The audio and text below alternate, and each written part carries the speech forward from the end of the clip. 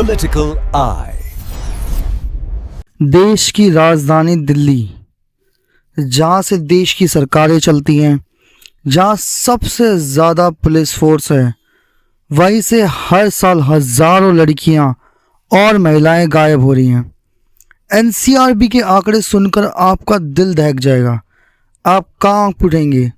आपको लगेगा कि मेरे घर की लड़कियां और बच्चियां इतनी ज़्यादा अनसेफ हैं, कैसे मैं उन्हें संभालूं और क्या मैं उनके लिए कर सकता हूं। तो देखते हैं आज ही की इसी रिपोर्ट के बारे में पॉलिटिकल आई पे। अगर आपको मेरा चैनल से पसंद आता है तो चैनल को सब्सक्राइब कीजिए और जानिए दिल्ली के अंदर से लड़कियां कहाँ गायब हो रही हैं, कितनी मिसिंग हो रही है और क्या हो रहा है। सबसे पहले ग्राउंड रियलिटी समझते हैं। पिछले कुछ सालों के डाटा को देखते हुए दिल्ली हर दिन औसतन 15 से 20 लड़कियों को खो रहा है।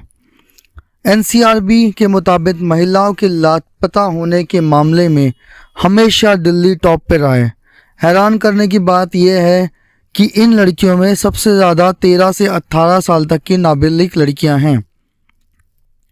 पुलिस रिकॉर्ड के मुताबिक इनमें 60 से 70% लड़कियां तो रिकवर हो जाती हैं, लेकिन 30 से 35% लड़कियां जो गायब होती हैं उनका कुछ पता नहीं होता, वे कहाँ जाती हैं, किस सिचुएशन में और उनके साथ क्या होता है। रिसर्च और एफआईआर के आधार पर गायब होने वाली लड़कियां के 3 मुख्य कारण हैं। पहला, ह्यूमन ट्रैफिकिंग। ये सबसे डरावना कारण है। दिल्ली को मानव तस्करी का हब माना जाता है।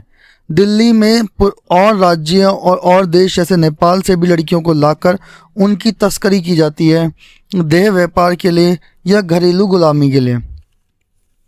दूसरा कारण है सोशल मीडिया इन्फ्लुएंसिंग। एफआईआर की स्टडी बताती है कि लड़कियां प्यार के जाल में फंसकर भागते आती हैं लड़कों के साथ में, और उस प्रेम जाल के कारण वो उन्हें दिल्ली लाया जाता है और यहाँ से उनकी ह्यूमन ट्रैफिकिंग की जाती है। तीसरा मेन कारण है आर्थिक तंगी और बेहतर भविष्य का लालच।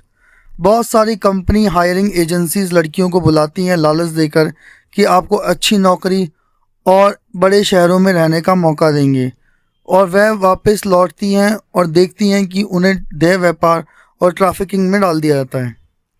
अब सवाल उठता है कि इन सब कारणों के बावजूद पुलिस क्या कर रही है। दिल्ली पुलिस ने ऑपरेशन मिलाप चालू किया था, जिसके तहत उन्होंने गुम हुई लड़कियों को उनके तलाश करते हुए परिवार से मिलवाया। बहुत सारी फैमिलीज मिल पाई, बट बहुत सारी फैमिलीज नहीं मिल पाई।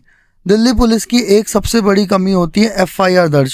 सुप्रीम कोर्ट की गाइडलाइंस के हिसाब से कोई भी लड़की गायब होती है तो 24 घंटे के अंदर उसकी एफआईआर दर्ज होनी चाहिए, पर पुलिस इसमें लापरवाही बरतती है। पुलिस का सोचना होता है कि लड़की कभी कभार अपने बॉयफ्रेंड के साथ भी गायब हो जाती हैं, तो 24 से 48 घंटे तक एफआईआर दर्ज नहीं की जाती।